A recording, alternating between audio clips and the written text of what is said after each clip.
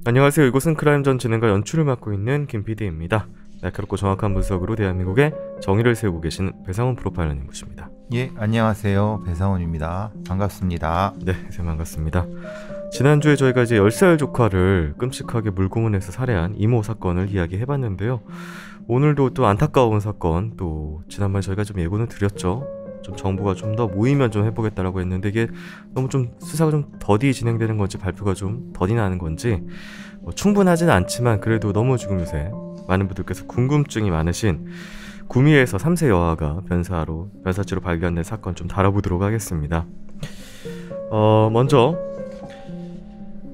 저희가 이제 이 사건의 이슈가 지금 거의 매일 새로운 계속해서 보도가 되고 있는 상황인데, 전반적으로 지금 저희가 이 사건 어떤 방향으로 봐야 될지 미리 좀 이야기를 좀 하고 들어갈게요. 예, 이 사건은 기본적으로는 아동학대 사건으로 보여집니다.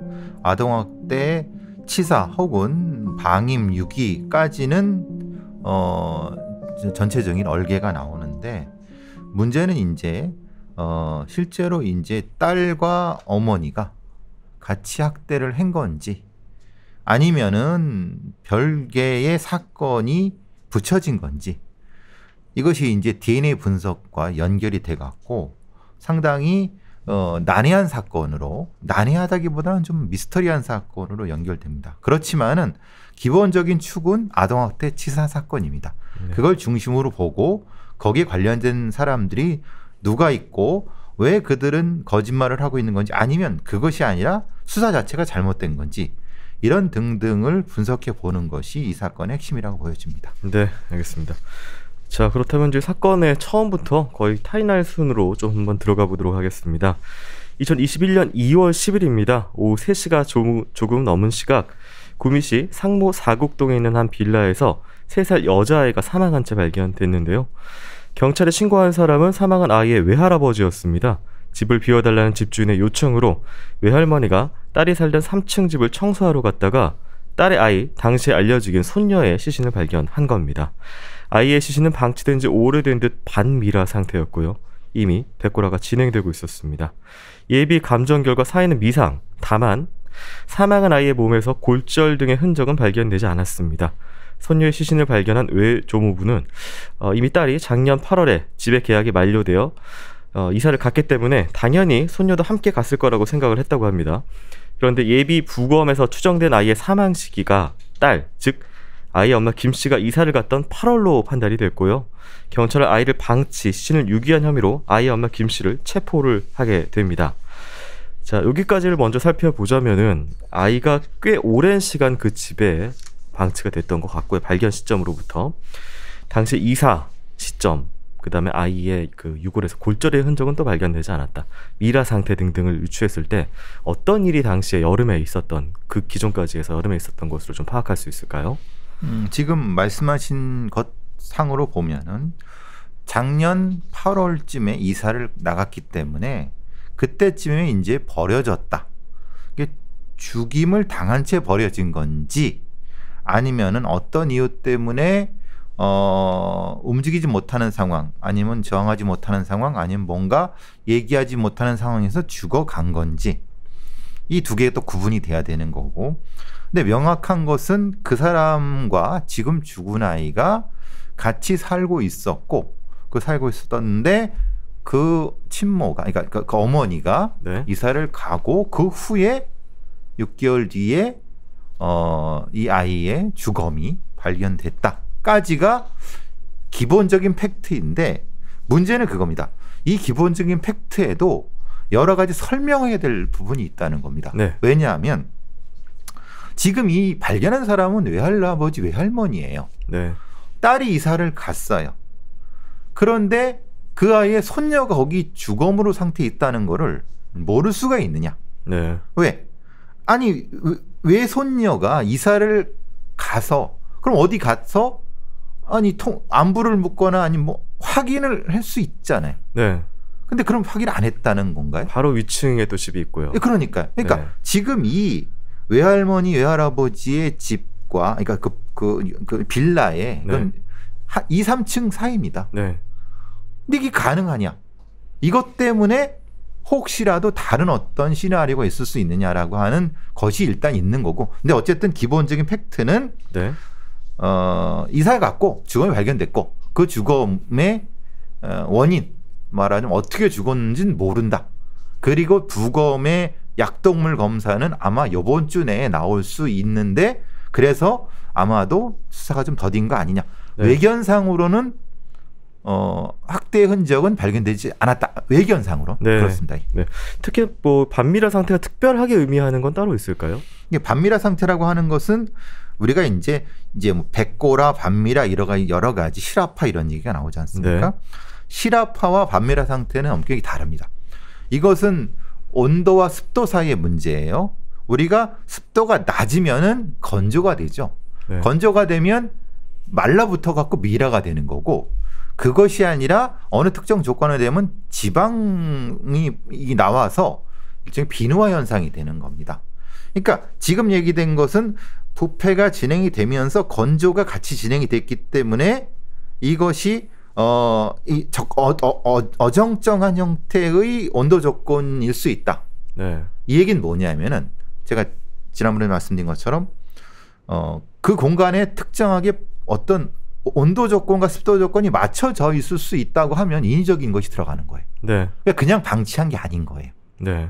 이게 지금 가장 논란이 되는 건 이거예요. 그냥 방치했으면 부패가 됐겠지만 지난 8월이에요. 네. 여름이죠. 네. 장마철이란 말이에요. 네.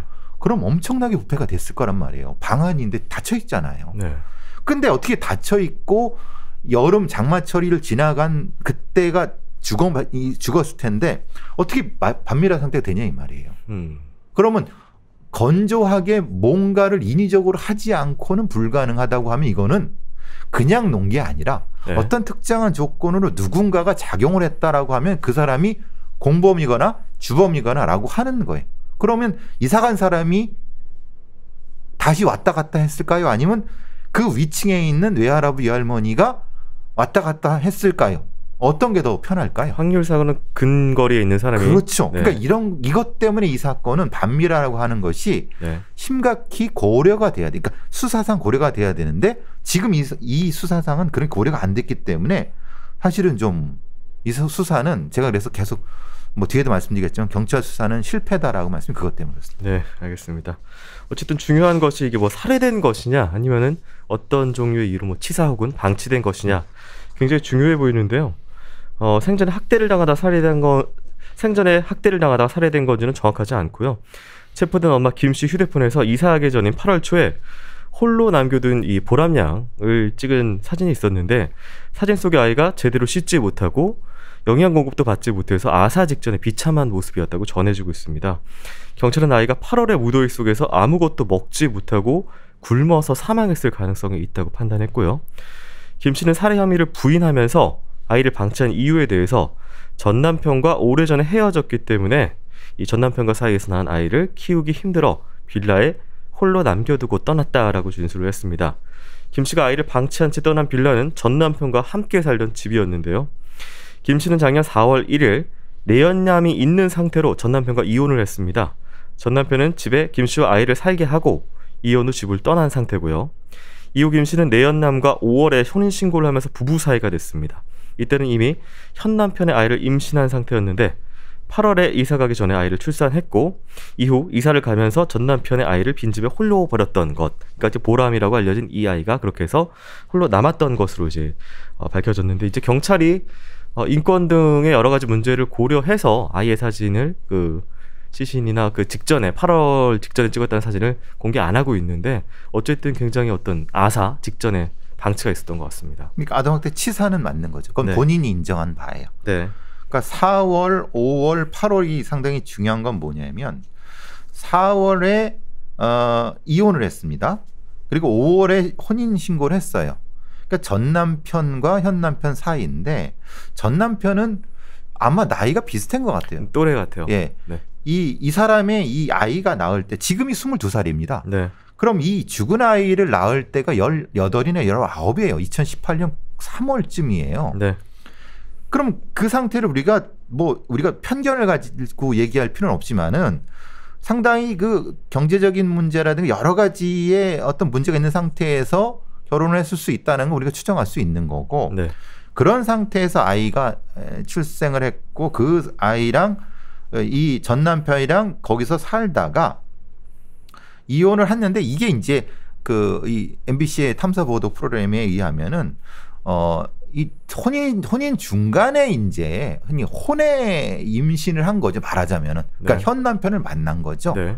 만나서 임신을 해서 그 다음에 이제 뭐 저기 이혼하자마자 바로 혼인 신고한 거는 아이의 출산.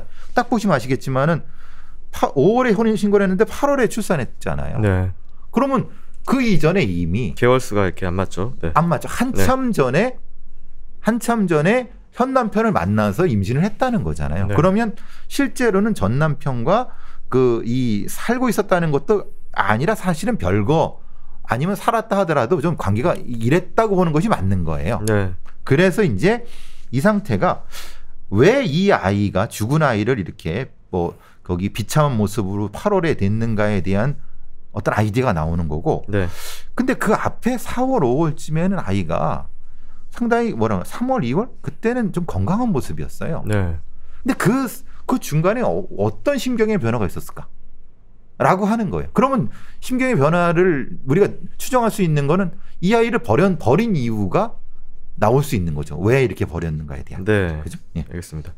이게 사실 뭐 앞서서 잠깐 말씀드렸지만 이 김 씨가 19살에 전 남편을 만나서 사실 이제 2번 임신을 했지만 뭐 유산했다고 하고요. 이후에 어렵게 얻은 아이를 이제 키운 게 이제 보람이라고 알려져 있습니다.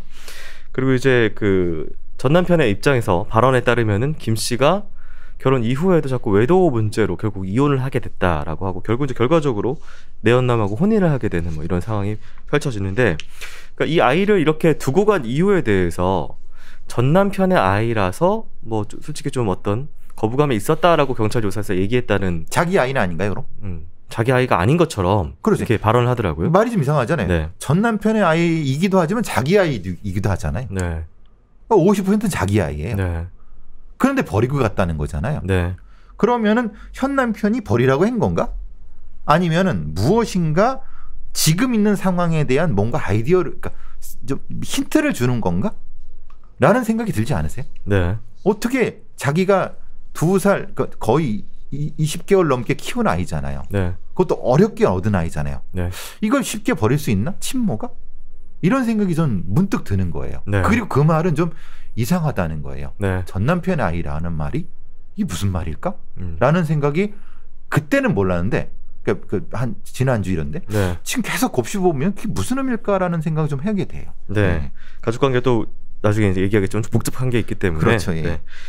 이게 또 한 가지 중요한 건 아이를 두고 나중에, 그러니까 순서상으로는 이제 엄마 아빠가, 친엄마 아빠가 발견을 해서 이렇게 뭐 신고를 해서 알려지게 된 이런 경로인데, 이게 사실 시신을 방치를 했다면은 이게 분명히 나중에 발각이 될 텐데 이걸 왜 8월부터 지금 이제 2월까지 그대로 두고 손을 안 댔느냐. 심지어 자기 자가도 아니고 집주인이 있고 누군가 뭐 집을 보러 오면 들어올 수 있는 상황인데 이게 좀 잘 이해가 안 돼요. 그러니까 지금 이건 전혀 이해가 안 되는 상황이에요. 말하자면 물론 집주인은 그런 얘기예요. 계약 기간이 끝났기 때문에 어떻게 좀 처리해 달라라고 했다고 해요. 그리고 그 안에는 큰 짐들은 다 나갔고 그냥 거의 쓰레기 정도밖에 없었다고 얘기를 해요.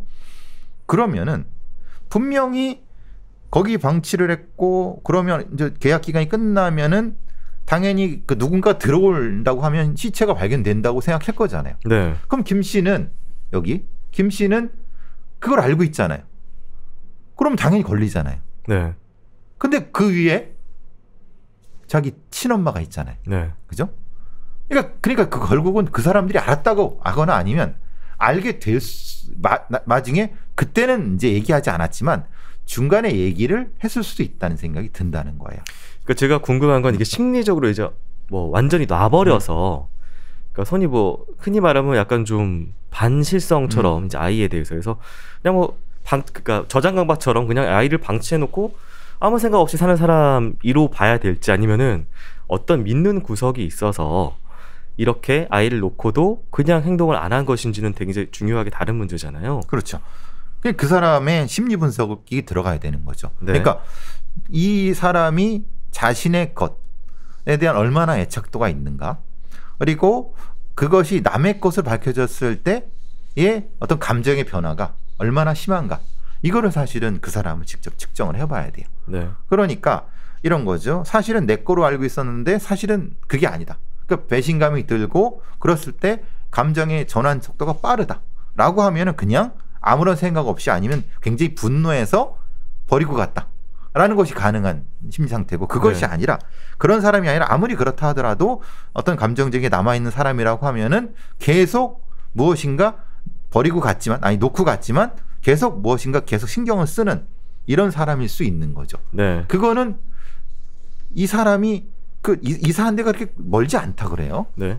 그러니까 계속 확인을 한 건지, 아니면은 시체 상태에 있는 걸 알고, 아니면 어느 순간인가 처리하려고 문을 그냥 잠궈 놓은 건지, 그러니까 잠겨 있으니까 네. 그런 거죠. 그랬던 건지를 확인을 해봐야 될 것 같아요. 그래서 이게 지금 혼론되는 게 그거죠. 이 사람의 심리 상태에 대한 분석을 사실 못한 거예요. 네. 왜 못했냐면 이 사람은 이미 이 사건이 벌어지고 구속이 됐어요. 네. 그러니까 검찰로 넘어갔다는 거예요. 네. 근데 그 뒤에 사건의 수사는 경찰이 할 수 없는 거예요. 네. 이게 좀 애매한 상태가 된 네. 거죠. 예. 알겠습니다.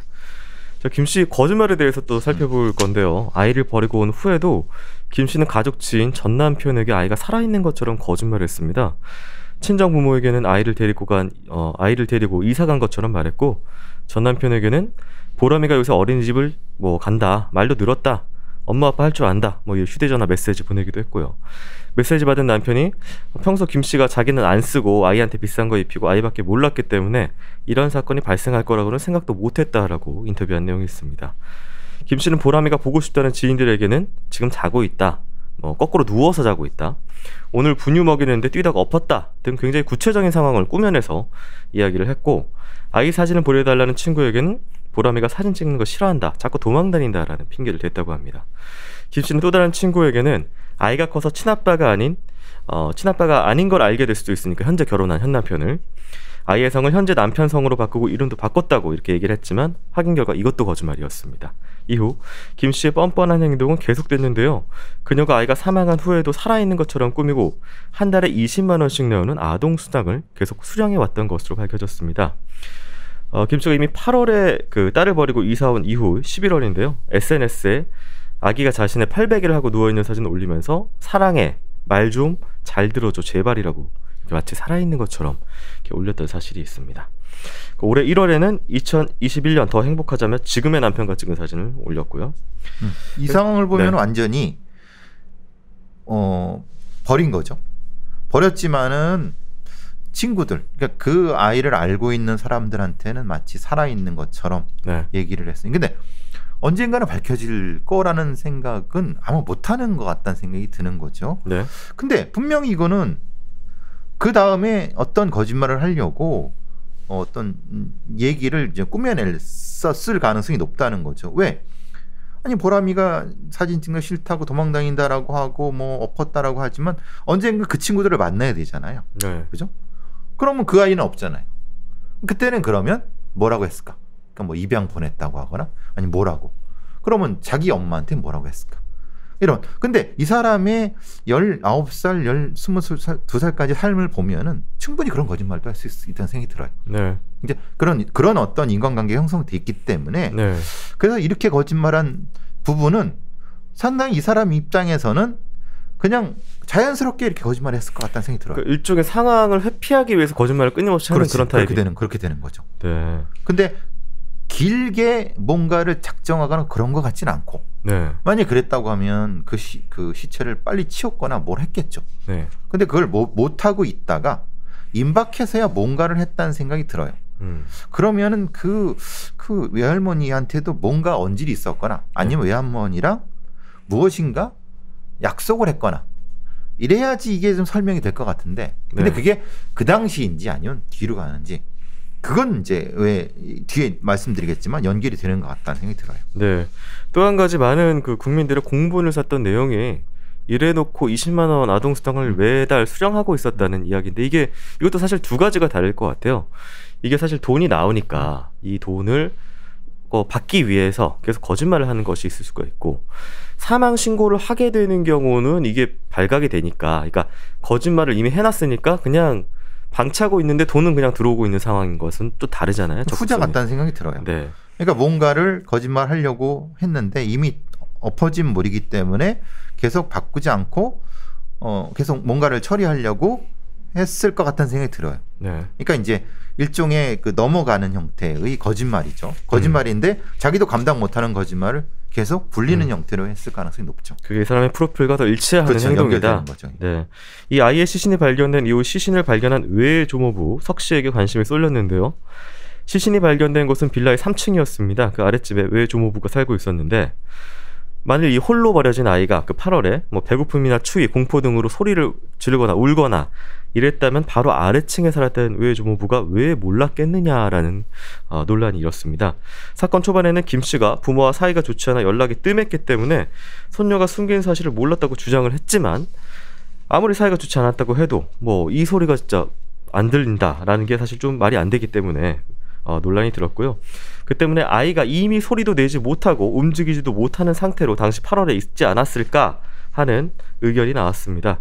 이 엄마 김 씨의 휴대전화에서 발견된 아사 직전의 아이 사진과 시신으로 발견되기 2달 전에 이미 집에 전기가 끊긴 상태였다는 뭐 정황 등 의견 이런저런 것들을 좀 보태면은 그쪽의 의견이 좀 굳어지고 있는 것 같고요. 시신이 발견된 빌라는 방음 상태가 굉장히 좋지 않은 편이라서 이웃들이 조그만한 소리도 잘 들린다고 했는데 아무도 당시에 아이 우는 소리를 듣지 못했다, 이렇게 전해지고 있습니다. 이 아이의 그 아빠, 이제 김 씨의 남편이죠. 전 남편이죠. 아이가 평소에 혼자 있는 걸 많이 무서워해서 크게 울었다고 인터뷰했고요. 둘이 있다가 담배를 피우러 혼자 나가면 1층에서 잠깐 피고 있으면은 그 소리가 이제 들렸다, 우는 소리가. 이 정도로 당시 상황을 좀 얘기를 합니다.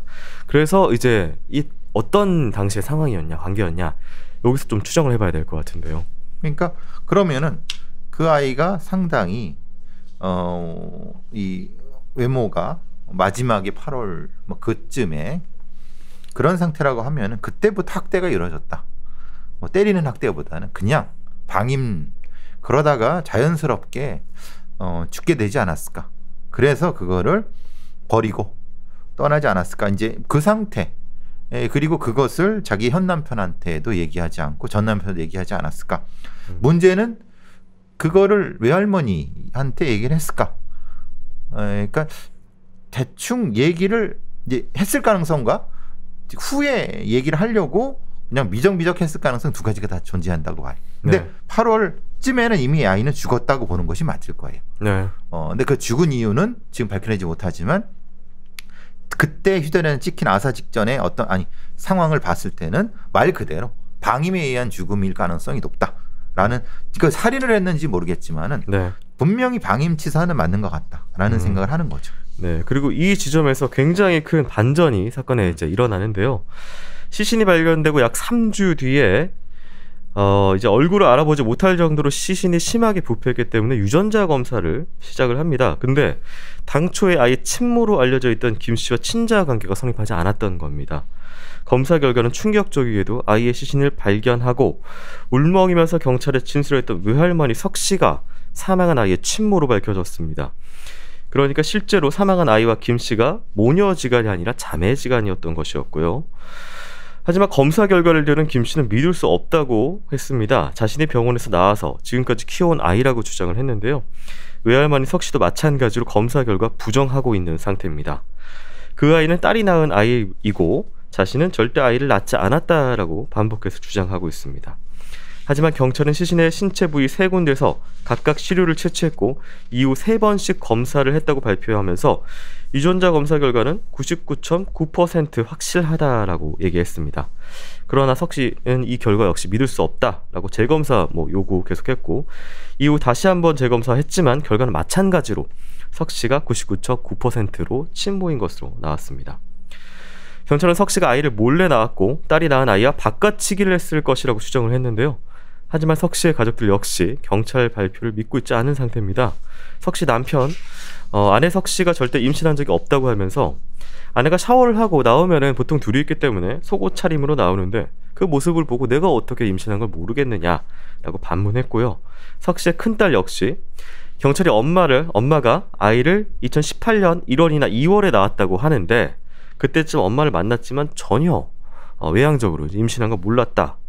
DNA 검사 99.9%라는데 그 0.001%가 있기 때문에 그 잘못된 첫 번째 사례가 될 것이다 라고 이 가족들 주장하고 있는 상황입니다.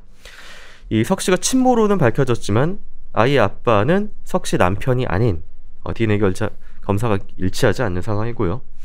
석 씨 남편은 2018년 1월쯤 아내와 친구들 이렇게 등산 가서 찍은 사진을 언론에 공개를 했는데 뭐 이미지 상에는 이렇게 만삭배로 보이지 않는 그런 사진이었습니다.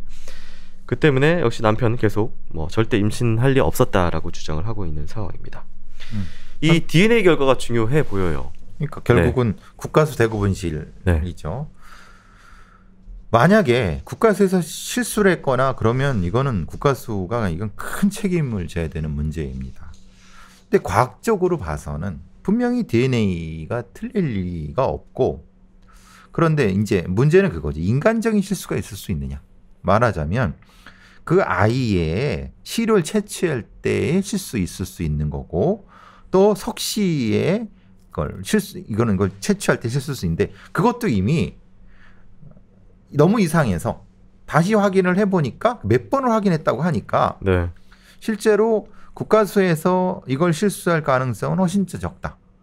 그러니까 실제로 뭐 99.99%라고 해서 0.01이라고 하지만 실제로는 100%예요. 그러니까 이 자체가 그 DNA 검사가 틀릴 일은 없다. 네. 만약에 틀렸다고 하면 이건 뭐 이 사건 자체의 문제가 아니라 실제로는 그 국가수 자체의 존립의 문제가 되기 때문에 네. 걔들도 그 사람들도 실제로 그렇게 뭐 허술하게 하진 않았을 텐데 네. 근데 문제는 뭐냐면 석 씨가 2018년 1월, 2월 그때는 주변에 본 사람이 없다는 거예요. 그리고 그 사람의 니만은 핸드폰 기록 말하자면 이게 카드 기록 이게 전혀 안 나온다는 거예요. 네. 그러니까 만약에 그때 그렇게 했으면 누구라도 출산용품을 사거나 아니면 이 사람이 그때 45살이에요. 네. 45세의 노산인 임산부란 말이에요. 근데 그게 가능하냐 이 말이에요. 그러니까 물론 배가 적을 수도 있어요. 그런데 문제는 그거를 주변 사람 친구나 이런 사람이 하나도 다 모를 수 있느냐. 지금 열흘 동안 그걸 다 뒤졌거든요. 경찰이. 네. 물론 실수도 있을 수 있겠지만은 그러니까 이 가족들이 얘기하는 것도 사실 자기들도 황당하다는 거죠. 근데 네. 가족들이 모두 말하자면 가족들이라고 해봤자 이제 남편하고 이게 다 당사자들이에요. 네. 다 당사자들이에요.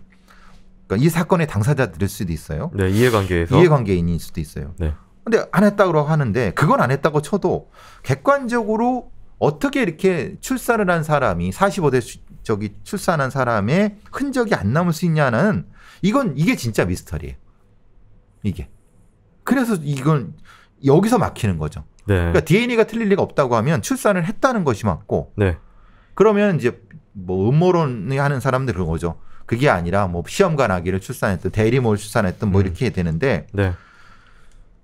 그랬다 하면은 지금 사건 이 정도라고 하면은 누군가는 뭔가 단서는 나와야 되는데 그것도 안 나온다니까. 네. 네. 여기서 막히는 거예요. 이게 정황 하나가 있습니다. 이 김 씨 전 남편에 따르면은 장모님이 평소 이때 당시 10대 후반의 커플이었겠죠. 그렇죠. 네. 뭐 임신도 하고 뭐 이렇게 해서 갈등이 굉장히 많고 맞득지 않게 돼 있다고 하는데 이 보람이 때는 왜인지 모르겠는데 윗집에 살집도 구해다 주고 굉장히 자기 아이처럼 예뻐하고 잘 챙겨줬었다라고 이야기를 해요. 심지어 이제 김 씨는 10대 후반부터 이제 집에 가출이 빈번해서 결국 이제 집을 나가서 중반쯤이겠죠. 네, 거의 이제 인연이 끊긴 상태였는데 굉장히 아이를 그 전까지는 안 그러다가 이 보람이를 굉장히 뭐 하고 얘네도 집 근처에 들여다 놨다. 이것 때문에 이게 진짜 자기 아이니까 이렇게 한 거 아니냐라는 의견이 있어요. 그러니까 그래서 이 사건들을 정리를 좀 해보면은 네. 실제로는 이 김 씨가 딸이죠. 네. 김 씨가 두 번의 유산을 하게 되면서 뭔가 이런 면에서 좀 문제가 있어 갖고 이 딸과 엄마 석 씨와 김 씨가 뭔가 공모를 한 거 아니냐. 그러면은 이 DNA 검사도 맞춰지고 지금 얘기했던 이 얘기도 맞춰지는데 그건 둘의 대질 신문이 필요하고 상황을 해야 돼. 왜냐하면 실제로 그러면 이거죠. 석 씨가 자기는 임신하지 않았다라고 하면 임신은 하지 않았어도 예를 들면 난자를 빌려줄 수도 있는 거고 네. 예를 들면 어떤 그런 형태의 딸의 임신을 위해 도와줄 수는 있는 거잖아요. 네. 그러니까 DNA가 이렇게 안 나온 거 아니냐라는 일종의 음모론이 나오는 거죠. 네. 지금 뭐 제가 뭐 보도를 통해서 들은 바에 의하면은 이제 두 번의 유산이 있고 인정을 안 해줬기 때문에 김 씨 전 남편의 말에 따르면 5개월쯤 지났을 때 임신 5개월쯤 지났을 때 그때 이야기를 했다라고. 그러니까 이제 더 이상 거부할 수 없을 때 그러니까 아무래도 앞에 두 번은 이제 그 인공 유산이라고 하는 걸 강요하거나 혹은 뭐 그런 것들이 있었나 봐요. 10대니까 아무래도. 그렇죠. 근데 이번에는 뭐 그렇게 했었다라는 이제 김 씨 전 남편의 발언이 있어요. 그래서 그러니까 세 번째 임신이 되고 임신된 걸 바로 얘기한 것이 아니라 네. 한참 뒤에 얘기했다 이거잖아요. 네. 불가능할 때. 그러니까 그것도 이제 그럼 김 씨 전 남편의 진술을 믿을 수 있냐 이 말이에요. 네. 김 씨 전 남편도 뭔가 사실 이게 굉장히 이 모든 사람이 다 뭔가를 계속 숨기고 있다는 생각이 계속 의심이 드는 건 그런 거예요. 네. 그러니까 이게 경찰도 그런 얘기를 많이 하는 거예요. 이게 정상적인 가족, 물론 정상적인 가족이라는 표현은 좀 과하지만은 네. 일반적으로 접할 수 있는 가족 관계에서는 좀 벗어나는 얘기와 상황들이 나타나니까 네. 수사하는 경찰도 좀 당황한 부분은 있었다라고 네. 얘기를 하는 거죠. 근데 이것도 많은 분들이 그 의문을 표해서 조심스럽게 드리는 질문인데 얘기한 그 김 씨 전 남편의 경우 그 사람 DNA도 대조해봐야 되지 않냐. 다 했대요. 네. 현 남편, 전 남편도 다 했대요. 네. 그러니까 지금 가장 주요하게 5명은 주요하게 했대요. 5명이라 주변에 있는. 예. 네. 그러니까 석 씨의 현 남편, 네. 석 씨의 주변에 있는 사람 내연남이로 표현됐는데 그건 너무 과한 거고 네. 좀 친하게 지냈던 남자 둘도 했고 내연남 이건 내연남은 아닌 것 같아요. 둘 했고 전 남편, 현 남편도 다 한 거예요. 그러니까 네. 김 씨의 그러니까 네. 5을 다 한 거니까 지금 그래서 이제 막장 드라마가 되려고 하면은 딸의 전 남편과 현 남편을 뒤에 해서 그걸 왜 그러냐면 말 그대로 이제 중국에서 얘기 나눈 뭐 대리모, 뭐 난자 제공 이런 거. 근데 그것도 아니라는 거예요. 네. 그러니까 실제로 주변에 있는 사람은 아니고 만약에 뭐 시험관학이랑 뭐 이렇게 해서 그 석 씨의 난자와 누군가의 정자가 수정이 된 후에 그것을 김 씨의 자궁에 이렇게 했다 하면은 착상을 했다. 네. 라고 하면은 그 병원은 어디냐 이 말이에요. 그러니까 물론 불법적인 거니까 얘기를 안 할 수도 있는 거죠. 네. 그러니까 이 관계가 야지만이 이 모든 의문을 설명할 수 있다는 거예요. 네. 그러니까 석 씨는 배가 부르지 않았어, 임신을 안 했어. 그런데 그의 DNA야. 그러면 그의 난자를 가지고 김 씨가 출산한 건 맞지만 그 수정란은 실제로는 어머니의 난자를 빌은 누구의 이렇게 된다는 거예요. 그래야지 과학적인 것도 맞고 석 씨의 임신도 임신 안 한 것도 맞고 뭐 이렇다는 거죠. 네. 근데 이제 석 씨가 만일 예를 들어서 저희가 임신 거부증이라는 게 있잖아요. 임신한 것을 인정하지 않으면서 아이가 일부러 자라는 방향을 몸쪽으로 해서 배가 안 부르게 실질적으로 이제 만삭이 돼도 배가 거의 티가 나지 않는 그런 케이스들이 있는데 혹시 외향적으로는 그렇고 정신적으로도 예를 들어서 이렇게 안 믿는 본인 스스로 실질적으로 안 믿는 임신을 했고 출산을 했다고 안 믿는 그런 경우도 있기 때문에 그렇죠. 출산을 했는데 스스로 뭐 그렇게 인지를 못하고 있는 그렇죠. 그게 이제 보통 설해마을 우리 영아살인 사건 아시죠? 네, 그 프랑스인 부부. 예, 그런 경우입니다. 그래서 실제로는 몸이 좀 퉁퉁한데 사실 임신한 거예요. 근데 그걸 인지하지 않고 거부를 하고 뭐 먹기도 먹고 술도 먹고 뭐 그러다가 애를 낳고 나서 그래서 애를 죽이는 그 말은 이게 임신 거부증이라고 뭘 표현하든 어떤 형태가 되는 거죠. 네. 근데 이것은 굉장히 많은 스트레스 상황. 그 이제 그 가정 환경 속에서 네. 그리고 이런 경우는 보통 이 자기의 남편일 경우 그러니까 이제 어떤 관계가 해던 근데 네. 외도 같은 형태의 경우보다는 그냥 정상적으로 남편과의 성관계 속에서 하지만 실제로는 그 가정 상황에 대한 스트레스 때문에 임신 거부증이 나타나고 그 뒤에는 이 아이를 뭐 죽이거나 아니면 그냥 버리는 형태의 이 제일 가능성이 높거든요. 네. 근데 이 경우 석 씨는 또 그것도 아니라는 거예요. 음. 그 만약에 그랬다 하더라도 네. 출산의 흔적은 있어야 된다는 거예요. 네. 여전히 그게 문제네요. 네. 그것도 45살짜리 산모가 혼자 하다간 그건 죽어요. 네. 근데 이렇게 안 나타나? 그래서 지금 계속 문제가 되는 거죠. 이 경찰이 또 중요하게 보고 있는 건 바꿔치기 의혹이거든요. 그래서 이제 외할머니 석 씨가 아이의 친모였기 때문에 이 김 씨가 낳은 아이 병원에서 분명히 출산을 했고 간호사들 뭐 이렇게 다 있고 의사 있는 상태에서 이 아이는 바꿔치기 한 거면 이 아이는 어디로 갔냐 이게 큰 스토리인데 지금 이제 석 씨의 딸이 사망한 채로 발견되면서 그 기존에 있었던 진짜 손녀의 행방이 어디로 갔냐 두 군데 정도 바꿔치기가 가능했을 장소로 거론되고 있는 곳이 있는데요. 첫 번째 산부인과입니다. 그렇죠. 김 씨가 아이를 낳은. 근데 이제 산부인과에서는 보통 이제 아이가 바뀌는 걸 혹시 미연에 방지하기 위해서 팔찌, 발목, 손목에다 이렇게 채워놓는데 절대 바뀔 리가 없다. 이게 있었기 때문에. 근데 이제 김 씨 전 남편이 경찰한테 들었다면서 김 씨가 병원에서 출산했을 당시 아이의 팔찌 이게 끊어져 있는 것이 사진으로 자기가 확인을 했다. 이렇게 주장을 하고 있는 상태고요. 두 번째는 이제 석 씨의 집입니다. 이제 아이를 자기가 돌봐주겠다. 그리고 이제 나이가 어린 이 커플이다 보니까 아무래도 이제 뭐 육아나 이런 것들을 잘 모르다 보니까 이제 외할머니한테 이제 맡겨서 많이 좀 이렇게 봤는데 그때 바뀐 것이 아니냐 뭐 이렇게 이야기가 있습니다. 전문가 이야기로는 아이가 태어난 지 31일이 지나면 얼굴에 붓기가 빠지면서 형태를 갖춰가기 때문에 이제 그 시기쯤에 바꾸면 사실 부모가 잘 모를 수가 있다. 이렇게 주장을 하고 있습니다. 두 번째 같은 경우는 네. 석 씨의 남편이 절대적으로 공모를 해야 돼요. 네. 그렇죠. 근데 석 씨의 남편은 지금 절대 그럴 일 없다고 지금 하고 있는 거고. 네. 그죠?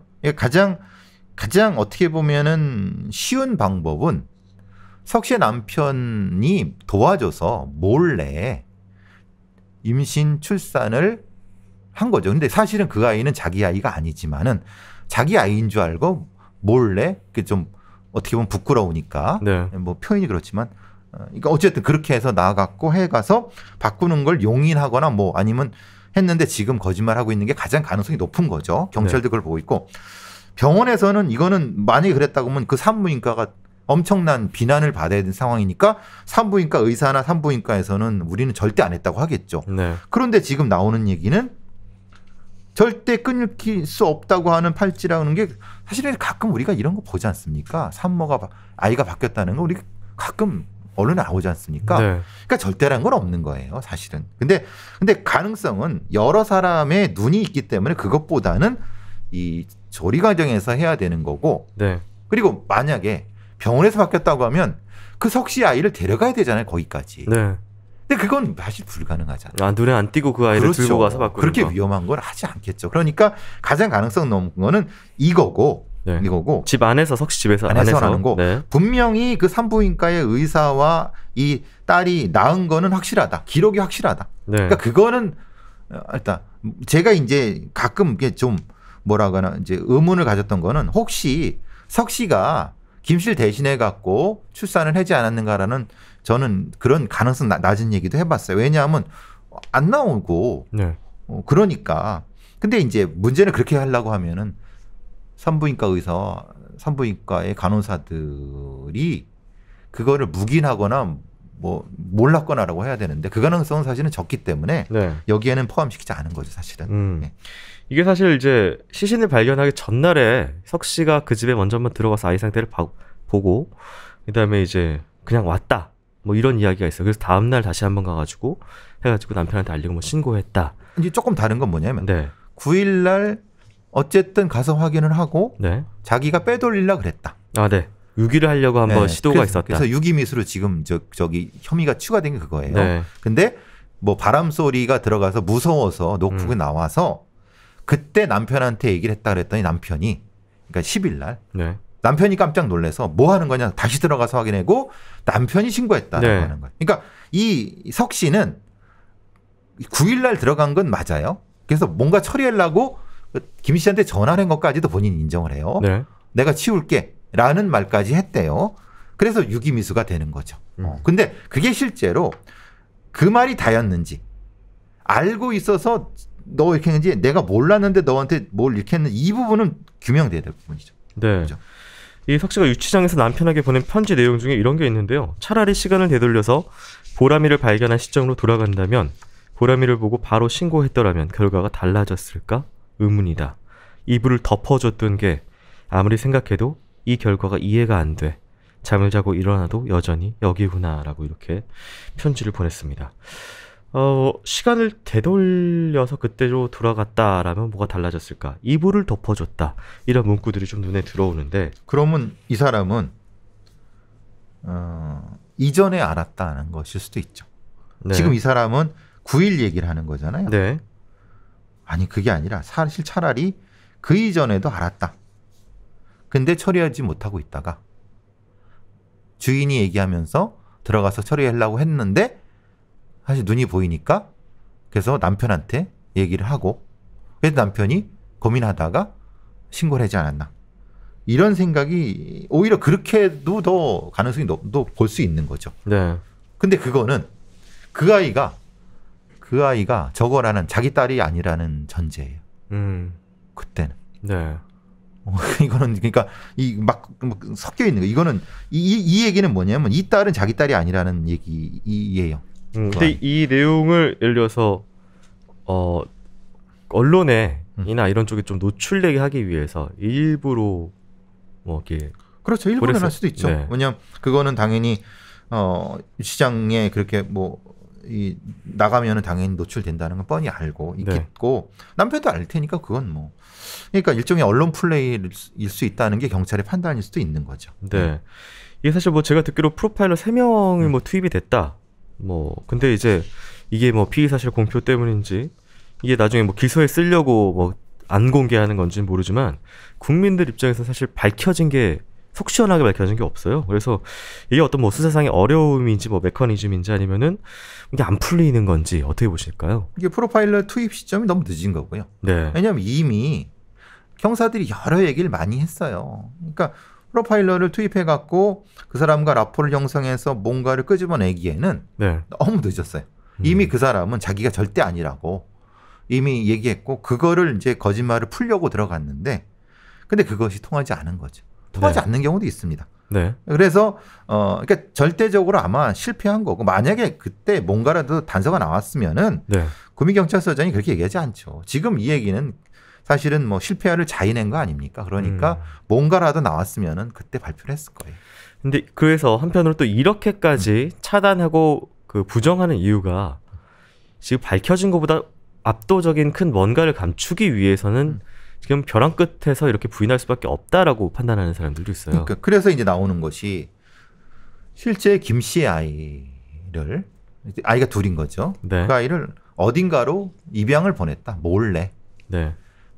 좋은 데로 아니면 뭐 좋은 데는 어쨌든 그러면 그 얘기를 할 수는 없죠. 석 씨나 김 씨 모두. 네. 왜? 다시 돌려야 되잖아요. 네. 그러면은 자기가 처벌받는다 하더라도 석 씨나 김 씨나 여기서 그냥 끝나는 게 낫죠. 어차피 아이는 죽은 거고. 네. 그럼 지금 그 애 얘기를 해봤자 그 아이의 인생만 망가진다고 생각하니까 석 씨든 김 씨든 내가 뒤집어 쓸게라고 해버릴 수 있다는 거예요. 네. 그러니까 죽어도 난 안 났다라고 하는 거죠. 네. 그런 강력한 동기가 있을 수 있다는 거예요.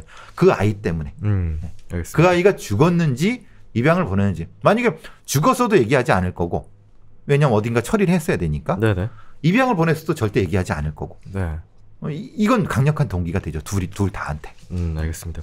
지금 저희가 좀 가능성을 여러 개 좀 열어놓고 이야기를 했기 때문에 좀 끝날 시점 지금은 좀 정리를 가닥을 좀 잡아야 될 것 같은데 그나마 이제 우리 배성 프로파일러님께서 가장 높게 보고 있는 이 사건의 실제 범행이 어떤 것인지 어떤 가능성인지 말씀해 주신다면. 저는 DNA 검사는 사실은 실패가 아니라고 봐요. 그거는 맞다고 봐요. 그거는 진짜 심각한 문제가 되게 틀리면은 그리고 그러면 석 씨가 애를 낳았지만은 가족들이 뭔가 거짓말을 얘기하는 거다. 그럼 그 난 아이가 죽은 아이고, 그럼 그 딸이 난 아이는 어딘가로 빼돌려졌다. 빼돌리는 전 아이가 입양이 됐건 죽었건 그 아이를 지키기 위해서 이 가족들은 모두 같이 거짓말을 한다. 근데 거기에 김 씨의 전 남편이 공모를 했는지 모르겠다. 왜냐하면 김 씨의 전 남편은 여기에 이해관계가 없잖아요. 자기 아이일지 모르지만은 그렇기 때문에 김 씨의 전 남편은 잘 모를 수 있는 거다. 왜냐하면 떨어져 살았고 현 남편도 잘 모를 수 있다. 이거는 전적으로 석 씨, 김 씨, 석 씨의 남편 셋이 직계만 연결된 거짓말일 수 있다고 하면은 그 아이의 행방은 이렇게 감춰주려고 노력하고 있는 것이 아닌가라고 하는 거고, 지금 이렇게 거짓말을 해도 이 사람들이 했는 데는 더 큰 처벌을 어떻게 받을지 입증의 문제가 생겨버려요. 네. 그러면은 이게 죄는 성립된다 하더라도 처벌하기가 굉장히 어려운 상황이 될 수도 있어요. 알겠습니다. 이게 사실 이제 사라진 아이의 아빠가 누구냐, 그러니까 석 씨가 낳은 아이의 아빠가 누구냐, 그리고 사라진 아이는 어디로 갔느냐, 여러 가지 이슈가 있는데, 이게 사실 약간의 무슨 옐로 저널리즘처럼, 그렇죠. 그러니까 가족 관계, 기이한 가족, 이런 식으로 좀 많이 보도가 되고 있어서 굉장히 안타깝습니다. 근데 이 사건에 정말 중요한 점이 사실 있을 것 같아요. 우리가 좀 놓치지 말고 지켜봐야 할 그 지점은 어떤 점일까요? 그러니까 지금 10대 산모가 아이를 낳고, 그렇기 때문에 가정이 약간 좀 불우해서 키우지 못한 상황에서 그의 어떤 어머니가 여기에 개입해 갖고 뭔가 불법적인 일을 같이 공모해서 결국은 그것의 결과가 좋은 결과가 아니라 나쁜 결과, 하나는 아이는 죽게 되고 다른 아이는 사라지게 되는 이런 상황인 거죠. 그게 이제 이 사건의 전 본질이라고 보고, 거기에 이제 누가 왜 돌아야 했다는 둥 이것이 손해라 이런 건 사실 되게 자극적인 일. 그거는 그 가족이 알아서 할 일입니다. 그 안에서 아이가 제대로 양육되지 못하고 그것을 사회라든가 이런 데서 감시 못했기 때문에 결국은 죽거나 실종되는 것이 발생했다. 그것을 지금 명확히 해야지 이 사건을 너무 재미로 몰고 가서는 안 된다라고 하는 거죠. 네, 여타의 가족 내에서의 학대, 그다음 살인, 사망, 치사처럼 이 역시 이제 가족이라는 울타리 안에서 저희가 좀 지켜보지 못하는 부분이 역시나 같은 시스템의 문제로 좀 보이네요. 네. 김 씨, 석 씨 이미 검찰에 송치된 상태고요. 경찰 이후에도 사건을 계속 수사하겠다고 밝혔습니다. 지금 한 아이가 이미 고통 속에서 목숨을 잃었고 다른 아이 행방 묘연한 상태입니다. 앞으로도 끝까지 어떻게든 좀 수사해서 사건의 진실이 좀 밝혀져야 할 이유가 되겠죠. 네. 추가적으로 이 사건에 대해서 코멘트 하실 말씀이 있으실까요? 네, 아니 다 됐습니다. 어쨌든 그 아이가 꼭 찾아지길 바람하지 않습니다. 네. 자, 오늘 준비한 크라임은 여기까지입니다. 교수님 수고 많으셨습니다. 수고하셨습니다.